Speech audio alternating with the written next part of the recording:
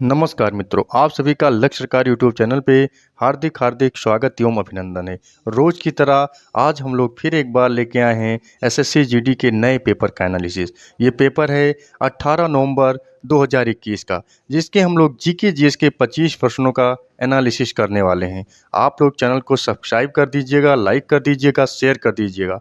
आइए सेशन की शुरुआत करते हैं। जीके जीएस का जो पहला क्वेश्चन होने वाला है वो है, विश्व इस्पात संघ के अनुसार निम्नलिखित में से कौन सा देश अक्टूबर 2020 तक दुनिया का सबसे बड़ा इस्पात उत्पादक देश बन जाएगा।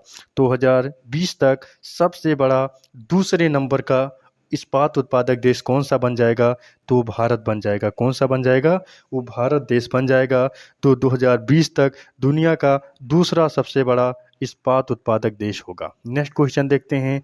तो नेक्स्ट क्वेश्चन है आज के सेशन का, निम्नलिखित में से कौन सा रोग मुख्यतः एंडीज मच्छरों द्वारा फैलाया जाने वाला वायरस के कारण होता है? तो सबसे बड़ी बात है, हम लोग को एक आंसर मिल गया। जो एंडीज मच्छर के द्वारा फैलाया जाने वाला कौन सा रोग है? वो जीका बुखार है। अब जीका बुखार किसके कारण होता है? तो एंडीज मच्छरों के फैलाए जाने वाले वायरस के कारण होता है। यानी जो जीका बुखार है ये एक वायरस जनित बीमारी है। क्या है? जो जीका बुखार है ये एक वायरस जनित बीमारी है। नेक्स्ट क्वेश्चन देखते हैं। तो नेक्स्ट क्वेश्चन है आज के सेशन का, नवंबर 2020 में उपराष्ट्रपति द्वारा आभासी रूप से शुरू किया गया अंतर्राष्ट्रीय सातवधनम कार्यक्रम निम्नलिखित में से किससे संबंधित है? तो साहित्य से संबंधित है। किससे संबंधित है? साहित्य से संबंधित है। नेक्स्ट क्वेश्चन देखते हैं। तो नेक्स्ट क्वेश्चन है आज के सेशन का, भारत का केंद्रीय बजट तैयार करने वाला बजट प्रभाग वित्त मंत्रालय के अधीन किस भाग का एक हिस्सा है? तो आर्थिक मामले का। यानी आर्थिक मामले का एक हिस्सा है जो भारत के बजट को तैयार करने वाले प्रभाग को क्या करता है? संभालता है या देखता है या बजट को बनाने में मदद करता है। नेक्स्ट क्वेश्चन देखते हैं। तो नेक्स्ट क्वेश्चन है आज के सेशन का, वो है, निम्नलिखित में से कौन सा परिभाषिक शब्द उन प्रजातियों के लिए प्रयुक्त है जो स्थानीय आवास के प्राकृतिक आवासी नहीं है? यानी स्थानीय आवास के प्राकृतिक वासी नहीं है लेकिन इस तंत्र में शामिल होते हैं। यानी क्या है? यहाँ के स्थानीय आवास के प्राकृतिक आवासी नहीं है लेकिन तंत्र में शामिल होते हैं, उन्हें क्या कहते हैं? उन्हें विजातीय कहते हैं। क्या कहते हैं? उन्हें विजातीय कहते हैं। नेक्स्ट क्वेश्चन देखते हैं। तो नेक्स्ट क्वेश्चन है आज के सेशन का, वो है, एतमाद उद दौला का मकबरा कहाँ स्थित है? तो एतमाद उद दौला का मकबरा कहाँ पे स्थित है? वो आगरा में स्थित है। फतेहपुर सीकरी का दरवाज़ा किसने बनाया था? तो ये अकबर ने बनवाया था। किसने बनाया था? फतेहपुर सीकरी दरवाज़ा किसने बनवाया था? ये अकबर ने बनवाया था। नेक्स्ट क्वेश्चन देखते हैं।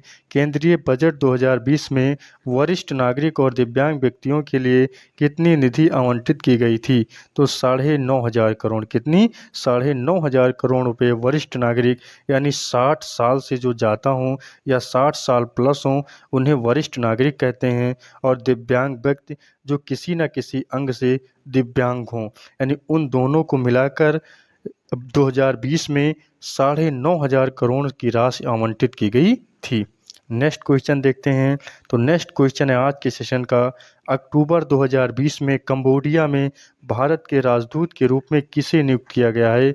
तो देवयानी उत्तम खोगरागे, यानी देवयानी उत्तम खोवरागड़े को भारत का कंबोडिया में राजदूत नियुक्त किया गया है। नेक्स्ट क्वेश्चन देखते हैं। यदि यन परमाणु का ऊर्जा स्तर सूचांक है तो यम कक्षक के लिए यन किसके बराबर होगा? यन 3 के बराबर होगा। किसके बराबर होगा? तो जो यन होगा वो 3 के बराबर होगा। नेक्स्ट क्वेश्चन देखते हैं। अवध कहाँ का अंतिम नवाब था? तो अवध जो है वो वाजिद अली शाह जो था वो अवध का अंतिम नवाब था।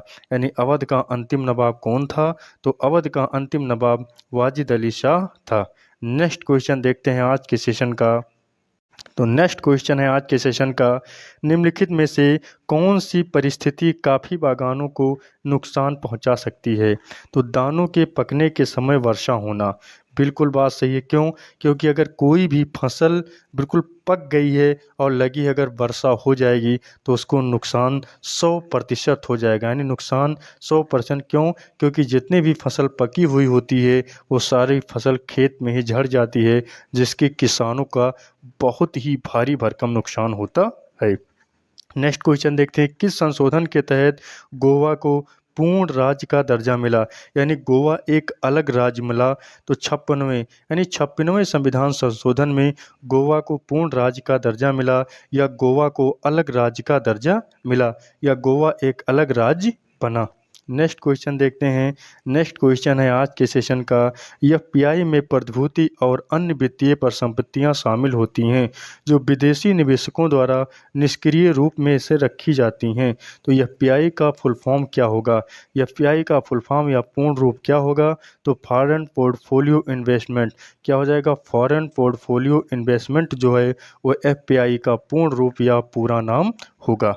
नेक्स्ट क्वेश्चन देखते हैं, किस किले को मराठा साम्राज्य का पहला स्तंभ माना जाता है? तो प्रचंडगढ़ को मराठा का पहला स्तंभ माना जाता है, यानी प्रचंडगढ़ जो था वो मराठा साम्राज्य का पहला स्तंभ था या पहला स्तंभ माना जाता है। नेक्स्ट क्वेश्चन देखते हैं। तो नेक्स्ट क्वेश्चन था आज के सेशन का, वह भारत में पूना के मराठा पेशवा बाजीराव द्वितीय और अंग्रेज के बीच बसई की संधि पर हस्ताक्षर किस वर्ष किया गया? तो बसई संधि पर हस्ताक्षर 1802 में किया गया। कब किया गया? तो 1802 में बसई संधि पर हस्ताक्षर किया गया। नेक्स्ट क्वेश्चन देखते हैं आज के सेशन का।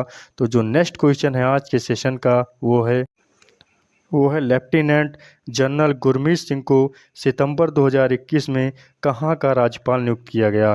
तो उत्तराखंड का राज्यपाल। कहाँ का राज्यपाल? तो उत्तराखंड का राज्यपाल लेफ्टिनेंट जनरल गुरमीत सिंह को सितंबर 2021 में नियुक्त किया गया। नेक्स्ट क्वेश्चन देखते हैं, सितंबर 2021 में निम्न में से किसने पैरा ओलंपिक में पदक जीतने वाला पहला आईएएस अधिकारी होने का गौरव हासिल किया? या पहले आईएएस अधिकारी कौन हैं जो पैरा ओलंपिक में कोई भी पदक जीते हैं? तो हो जाएगा सुहास यतिराज। कौन हो जाएगा? सुहास यतिराज एक ऐसे आईएएस अधिकारी हैं जो पैरा ओलंपिक में पदक जीते हैं। नेक्स्ट क्वेश्चन देखते हैं। तो नेक्स्ट क्वेश्चन है आज के सेशन का, निम्नलिखित में से कौन सी टीम आईपीएल 2020 में उप विजेता थी? तो कौन सी टीम थी? दिल्ली कैपिटल। दिल्ली कैपिटल जो थी वो 2020 में उप विजेता टीम थी। नेक्स्ट क्वेश्चन देखते हैं। नेक्स्ट क्वेश्चन जो है, बेरीनाग का जल स्रोत उत्तर भारत की नदी किस नदी का मुख्य स्रोत है? तो झेलम नदी का। किस नदी का? झेलम नदी का मुख्य स्रोत है, यानी बेरीनाग का जल स्रोत जो है वो झेलम नदी का मुख्य स्रोत है। नेक्स्ट क्वेश्चन देखते हैं। नेक्स्ट क्वेश्चन है आज के सेशन का, वो है किसी तरल पदार्थ द्वारा लगाए जाने वाले घर्षण बल को निम्न में से क्या नाम दिया गया है? तो तल कर्षण। क्या नाम दिया गया है? उसे तल कर्षण नाम दिया गया है। किसी तरल पदार्थ द्वारा लगाए जाने वाले घर्षण बल को क्या कहते हैं? तो तरल कर्षण कहते हैं। नेक्स्ट क्वेश्चन देखते हैं आज के सेशन का। तो नेक्स्ट क्वेश्चन है आज के सेशन का, नेक्स्ट क्वेश्चन है जो भारतीय वन्यजीव संरक्षण अधिनियम 1972 की निम्नलिखित अनुसूचियों में से किसके तहत गंगा के डॉल्फिन संरक्षित किए गए? तो पहली अनुसूची, यानी पहली अनुसूची में बताया गया है अनुच्छेद यानी अधिनियम 1972 में पहली अनुसूची के तहत गंगा के डॉल्फिन को संरक्षित किया गया है। नेक्स्ट क्वेश्चन देखते हैं, राष्ट्रीय बैडमिंटन चैंपियनशिप 2019 कहाँ आयोजित की गई थी? तो ये गुवाहाटी में आयोजित की गई थी। कहाँ आयोजित की गई थी? तो राष्ट्रीय बैडमिंटन चैंपियनशिप 2019 जो थी वो गुवाहाटी में आयोजित की गई थी। नेक्स्ट क्वेश्चन देखते हैं। तो नेक्स्ट क्वेश्चन है आज के सेशन का, तोंगाबे मठ किस देश में या भारत के किस राज्य में स्थित है?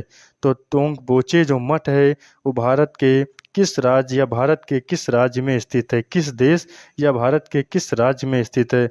तो नेपाल देश में स्थित है, यानी नेपाल भारत का कोई थोड़ी राज्य थोड़ी होगा। इसमें क्या हो जाएगा, किस देश में स्थित है? तो नेपाल में स्थित है। क्या हो जाएगा, तेंग बोचे मठ जो है कहाँ पे स्थित है? तो ये नेपाल देश में स्थित है। नेक्स्ट क्वेश्चन देखते हैं। हड़प्पा लिपि के 10 बड़े आकार के चिन्हों वाला एक शिलालेख निम्नलिखित में से किस स्थान पर पाया जाता है? तो धोलावीरा में पाया जाता है। कहाँ पे पाया जाता है? ये धोलावीरा में पाया जाता है। नेक्स्ट क्वेश्चन देखते हैं।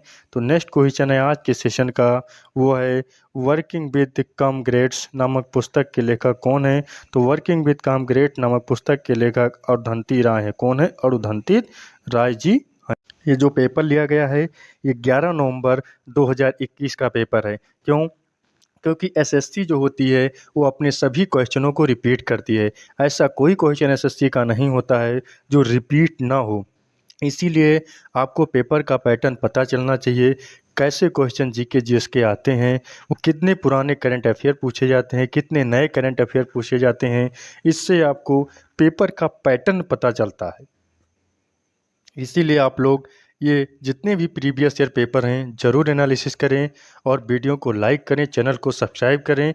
जितने भी आप लोग प्रीवियस ईयर देख के जाएंगे, समझ लीजिए आप अपनी पढ़ाई में खाद बो रहे हैं। जैसे किसान अपने खेतों में खाद बोता है, आप समझ लीजिए अपनी पढ़ाई में खाद बो रहे हैं।